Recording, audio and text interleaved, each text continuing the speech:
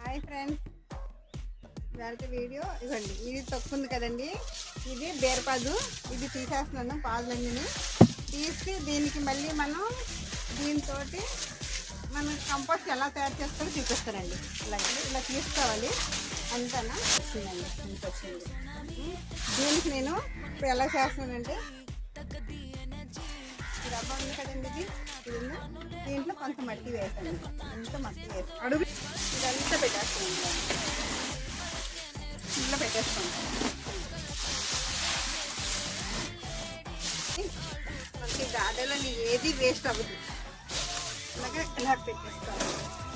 దీనిపైన కొద్దిగా మట్టి పెట్టుకుంటే ఇది దీనిపైన కొద్దిగా తొక్కేసుకోండి.